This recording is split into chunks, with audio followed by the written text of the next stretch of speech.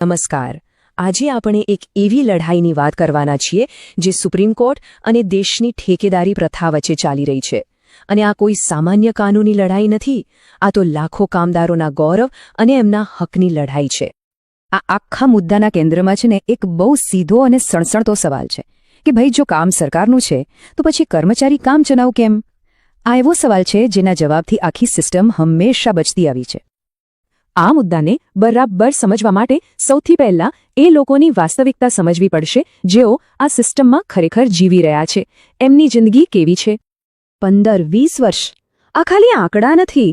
વિચારો, આ કોઈની જિંદગીનો, એની કારકિર્દીનો કેટલો મોટો હિસ્સો કહેવાય. અને આટલો સમય ખાલી એક અનિશ્ચિતતામાં પસાર થઈ જાય. સરકારી હોસ્પિટલ્સ હોય કે શાળાઓ, વીજળી વિભાગ હોય કે પછી સરકારી ઓફિસો, લાખો લોકો ત્યાં દિવસ રાત પરસેવો પાડે છે. પણ આટલા વર્ષોની સેવા પછી પણ એમની ઓળખ શું? એક જ, કાચો કર્મચારી. તો આ કાચો કર્મચારી એટલે કોણ? સાવ સાદી ભાષામાં કહીએ તો કામ સરકારનું, મહેનત કર્મચારીની, પણ વચ્ચે મલાઈ કોઈ ઠેકેદાર ખાય. આ એ લોકો છે જે કાયમી કર્મચારી જેટલું જ કામ કરે છે પણ એમને ના તો એવો દરજ્જો મળે છે, ના તો એવા કોઈ અધિકાર. હવે ચાલો એ સમજીએ કે આખી સિસ્ટમ કામ કેવી રીતે કરે છે અને શા માટે એને શોષણનો એક મોડેલ કહેવામાં આવે છે. એક વાત તો હવે બહુ સ્પષ્ટ છે.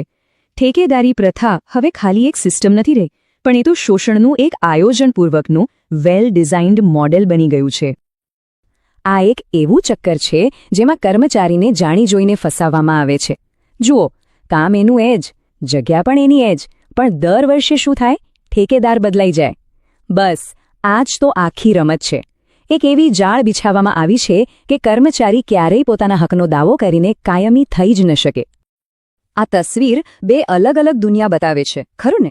એક તરફ છે કાયમી કર્મચારી જેનું ભવિષ્ય સુરક્ષિત છે, અને બીજી તરફ છે ઠેકેદારી પર કામ કરતો કર્મચારી જેની જિંદગી હંમેશા અનિશ્ચિતતાના દોર પર લટકતી રહે છે. પણ હવે આખી વાર્તામાં એક મોટો વળાંક આવ્યો છે.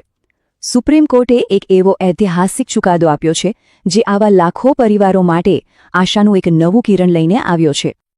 સુપ્રીમ કોર્ટે બહુ જ સ્પષ્ટ અને કડક શબ્દોમાં કહ્યું છે, સરકારો કોઈ પ્રાઇવેટ કંપની નથી.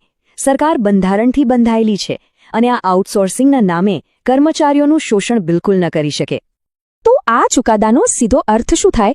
કોર્ટે કહ્યું છે કે જ્યાં કામ કાયમી છે ત્યાં આઉટસોર્સિંગનું બહાનું નહીં ચાલે. ઠેકેદાર બદલીને કર્મચારીને કાઢી ન શકાય. અને સૌથી અગત્યનું, સરકારોએ આવી જગ્યાઓ પર કાયમી ભરતી કરવી જ પડશે. અને હા, સમાન કામ સમાન વેતન તો આપવું જ પડશે. સુપ્રીમ કોર્ટનો આદેશ તો આવી ગયો, બધું બરાબર છે. પણ મોટો સવાલ એ છે કે શું કાગળ પરનો આ કાયદો જમીન પર, વાસ્તવિકતામાં કોઈ બદલાવ લાવી શક્યો છે? હકીકત તો એ છે કે સરકારી વિભાગો બધું જ જાણતા હોવા છતાંય ઠેકેદારી પ્રથાને જ પ્રોત્સાહન આપી રહ્યા છે. આ જોઈને તો એવો સવાલ થાય કે શું આ સિસ્ટમ ન્યાયતંત્ર કરતાં પણ વધારે શક્તિશાળી બની ગઈ છે? તો પછી આ વિભાગો આદેશ કેમ નથી માનતા? કારણ સાવ સીધું છે. ઠેકેદારી પ્રથામાં જવાબદારી ઓછી છે, પેન્શનનો કોઈ ખર્ચ નથી. પણ આ બચતની અસલી કિંમત કોણ ચૂકવે છે? એ કર્મચારી અને એનો પરિવાર, જેમનું ભવિષ્ય 20-20 વર્ષની સેવા પછી પણ અંધકારમય જ રહે છે. જરા વિચારો, એક નાની બીમારી કે એક નાનો અકસ્માત પણ આખા પરિવારને બરબાદ કરી શકે છે. એટલે જ આ માત્ર આર્થિક શોષણ નથી, આ તો એક માનવીય અપરાધ છે. તો હવે સવાલ એ છે કે આગળ શું? આ પરિસ્થિતિમાંથી બહાર નીકળવાનો કોઈ રસ્તો છે? ચાલો જોઈએ કે જે લોકો પોતાના હક માટે લડી રહ્યા છે એમના માટે શું રસ્તો છે. જે કોઈ આ સિસ્ટમનો ભોગ બન્યું છે એમના માટે સુપ્રીમ કોર્ટનો આ ચુકાદો એ સૌથી મોટું હથિયાર છે. આ જ એમના અધિકારો અને એમની નોકરીની સુરક્ષાનો સૌથી મજબૂત આધાર છે.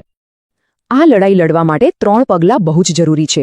પહેલું, પોતાની સેવાનો નાનામાં નાનો પુરાવો સાચવીને રાખો. બીજું, કામદાર સંઘોનો સંપર્ક કરો અથવા કોઈ સારા વકીલની સલાહ લો.